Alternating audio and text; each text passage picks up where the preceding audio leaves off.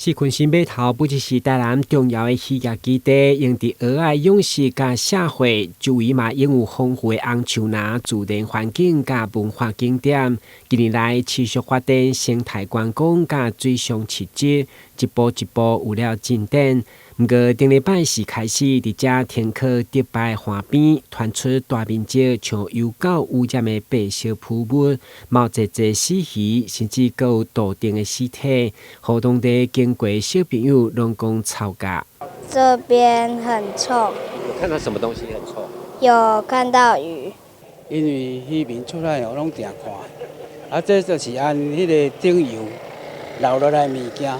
希望講咱有關單位是港務公司會當迄個較接來，較順的、較好的。無這種對阮迄個，阮這站也是咧開發迄個觀光船，觀光客看到嘛，足歹看安尼。對此，當地居民透過里長紛紛向議員林美燕陳情，議員第一時間嘛邀集環保、水利、區議會等相關單位到場會勘。不過因為主管機關港務公司並無出面，到場的環保局先進行採樣，雖然初步水質檢測也是正常，不過也需要進一步化驗才會當釐清污染源。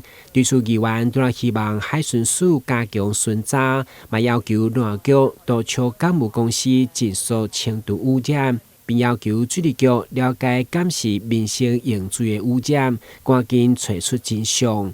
近期我們接獲昆山的民眾，我發現到我們昆山的港區有污染物質。那今天的話，雖然是星期日，那我們也協同相關單位到現場做勘查，希望能將現場有疑慮的部分趕快化驗，讓我們的民眾可以確保我們的環境是否遭受到污染。當地居民表示，有垃圾已經是頭一擺，只是過去無死魚，所以懷疑是油垢。當然後續攏需要由環保局進一步釐清，避免影響漁業生態環境，甲對觀光的衝擊。台南新聞軍集採訪報道。